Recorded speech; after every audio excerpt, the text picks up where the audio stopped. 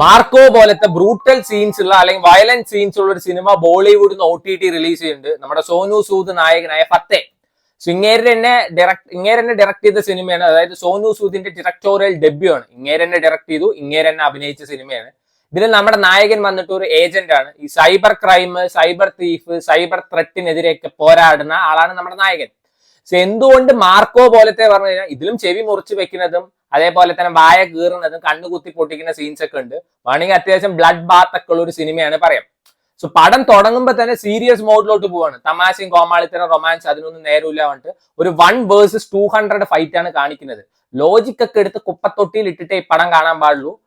So ആ fight scenes ഒക്കെ നല്ല രസമുണ്ടായിരുന്നു കേട്ടോ, അടിപൊളിയായിരുന്നു. മേക്കിംഗ് ഒക്കെ അത്യാവശ്യം കൊള്ളായിരുന്നു. നമ്മൾ നോക്കുമ്പോൾ തന്നെ ഭയങ്കര റിച്ച് ആയിട്ടുള്ള ഫ്രെയിംസും കാര്യങ്ങളൊക്കെ കാണിക്കുക. ഫസ്റ്റ് 30 minutes അടിപൊളിയായിരുന്നു. ഒരു ഫ്ലാഷ് ബാക്ക് പോർഷൻ ഒക്കെ അതിൽ വരുന്നുണ്ട്. അതൊക്കെ എന്നാ രസമായിരുന്നു. ഒരു നല്ലൊരു ഇമോഷണൽ കണക്ഷൻ ഒക്കെ നമുക്ക് കിട്ടും. പിന്നീട് അങ്ങോട്ട് ഈ വഴിമാറി ഒഴുകിയ നദി എന്നൊക്കെ വേണമെങ്കിൽ പറയാം. ഇതിലൊരു കൊച്ചിനെ രക്ഷിക്കാൻ വേണ്ടിയിട്ടാണ് അണ്ണൻ വന്നിട്ട് വീണ്ടും ഈ ഏജന്റും കാര്യങ്ങളൊക്കെ ആവുന്നത്. പക്ഷെ അണ്ണൻ അവിടെ പോകുമ്പോൾ ആ കാര്യം മറക്കുകയാണ്. ഞാൻ നോക്കുമ്പോൾ ഞാൻ വിചാരിക്കുന്നത് ഈ കൊച്ചിനെ എന്താ രക്ഷിക്കാത്തത്? അണ്ണൻ സൈബർ ക്രൈം, സൈബർ ത്രെറ്റ് എന്നൊക്കെ പറഞ്ഞിട്ട് അവരെ പിന്നാലെ അങ്ങോട്ട് പോയി. അവസാനം ആ കൊച്ചു പോകും. സോ ഈ സിനിമയിൽ ഒരു സീനും മറ്റൊരു സീനും തമ്മിൽ കണക്ഷൻ പറയുന്ന സാധനമില്ല. ഇപ്പൊ നമ്മൾ നോക്കുമ്പോൾ ഗോട്ടില് വിജയെ വിളിച്ച കിട്ടിയില്ല പറഞ്ഞിട്ട് റഷ്യക്ക് ഫ്ലൈറ്റ് എടുത്ത് പോയില്ലേ, അതേപോലെ തന്നെ ഇപ്പൊ ഇന്ത്യയിൽ ഉണ്ടാവും. നെക്സ്റ്റ് മിനിറ്റ് നെക്സ്റ്റ് സീന് കാണിക്കുമ്പോൾ അണ്ണൻ ദുബായിൽ ചായ കുടിക്കുന്നുണ്ടാവും. പിന്നെ വന്നിട്ട് ഒരു യാച്ചിൽ നിൽക്കുന്നുണ്ടാവും, ഒരു ഹെലികോപ്റ്ററിൽ കയറി നിൽക്കുന്നുണ്ടാവും. രാത്രി ആകുമ്പോഴേക്കും അണ്ണൻ ഇന്ത്യയിൽ വന്നിട്ടുണ്ടാവും. ഇതൊക്കെ എങ്ങനെയെന്ന് അറിയില്ല. പക്ഷെ ഒരു മാസ് പടം കാണിക്കുക എന്നുള്ള രീതിയിൽ എടുത്തതായിരിക്കും. പക്ഷെ സ്റ്റൺസ് ഒക്കെ വേറെ ലെവലാട്ടോ. ഫൈറ്റ് ഒക്കെ വേറെ ലെവൽ ഫൈറ്റ് ആണ്. അതിൽ ജാക്വലിന്റെ വീട്ടിൽ വെച്ചിട്ട് ഒരു ഫൈറ്റ് സീൻ ഉണ്ട്, കിട്ടില്ലെന്ന് വേണം പറയാം. അത്ര അടിപൊളി ഫൈറ്റ് സീനാണ്. ജാക്വലിനെ പിന്നെ എന്തിനോ വേണ്ടി തിളക്കുന്ന സാമ്പാർ പോലെ കൊണ്ടുവന്നിട്ടുണ്ട്. ആ കൊച്ചിനെ ഹാക്കറാണ്, ആ കൊച്ചിനെ കണ്ടാൽ തട്ടും, ആ ഒരു സിറ്റുവേഷൻ ആണ്. പക്ഷെ ആള് ലവ് അറ്റ് ഫസ്റ്റ് സൈറ്റ് എന്നൊക്കെ പറഞ്ഞിട്ട് ഇങ്ങനെ ഇരിക്കുന്നുണ്ട്. സോ അങ്ങനത്തെ അൺവാണ്ടഡ് ക്യാരക്ടേഴ്സിന്റെ ആവശ്യമില്ല തോന്നി. പക്ഷെ ഓവറോൾ ഒരു ഡീസന്റ് വാച്ച് അല്ലെങ്കിൽ ഒരു 1 time വാച്ച് എന്നൊക്കെ പറയാൻ പറ്റുന്ന ഒരു പടമാണ്.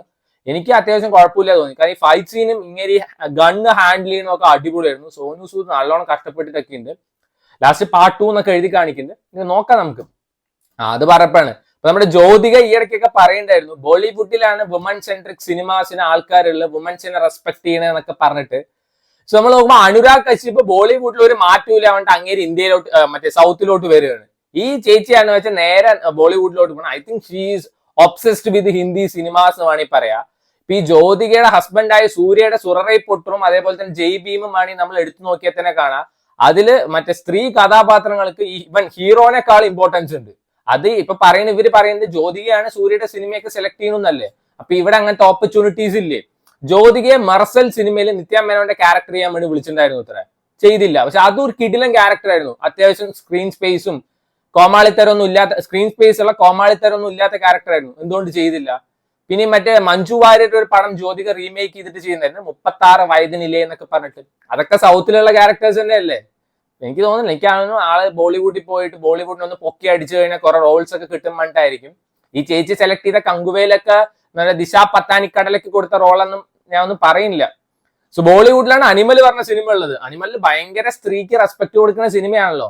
സി OTT പടങ്ങളിലൊക്കെ വേണമെങ്കിൽ നമുക്ക് വുമൺ സെൻട്രിക് സിനിമാസ് എടുക്കാം. അല്ലാതെ ഇതൊക്കെ തിയേറ്ററിൽ കൊണ്ടിറക്കി ആര് കാണാനാണ്? ഞാൻ ഒന്ന് ആലോചിച്ചാൽ വിജയ് രജനീകാന്തിന്റെ പടത്തില് നായികയെ കൊണ്ടുവന്ന ആര് കാണാൻ പോകാനാണ് നായികയെ? അവര് പോകുന്നത് രജനീകാന്തിന്റെ വിജയുടെ മാസ് കാണാൻ വേണ്ടിയിട്ടാണ്. ആ സമയത്ത് നായികയ്ക്ക് അവിടെ ഒരു പ്രാധാന്യം ഇല്ല. ഇപ്പൊ നയൻതാര വന്നിട്ട് ആള് എന്തൊക്കെ കുറ്റം പറഞ്ഞ ആൾ ഉണ്ടാക്കി എടുത്തതാണ് ഈ ലേഡി സൂപ്പർ സ്റ്റാർ പറഞ്ഞൊരു ടാഗ് ലൈൻ. ആളുടെ സിനിമ നമ്മൾ വുമൺ സെൻട്രിക് സിനിമ ഇറങ്ങി കാണാൻ പോകുന്ന ആളുണ്ട്. അത് പറഞ്ഞിട്ട് എല്ലാവരും ഇല്ല. ഇപ്പൊ ജ്യോതിക ഭാവിയിൽ അടുത്തൊരു ലേഡി സൂപ്പർ സ്റ്റാർ ഒക്കെ ആയിക്കഴിഞ്ഞാൽ നമ്മൾ തിയേറ്ററിൽ പോയി കാണാം കേട്ടാ. സോ സോനു സൂദിന്റെ നമ്മുടെ ഫത്തേ വന്നിട്ട് ജിയോ ഹോട്ട്സ്റ്റാറിൽ അവൈലബിൾ ആണ്. Try it out.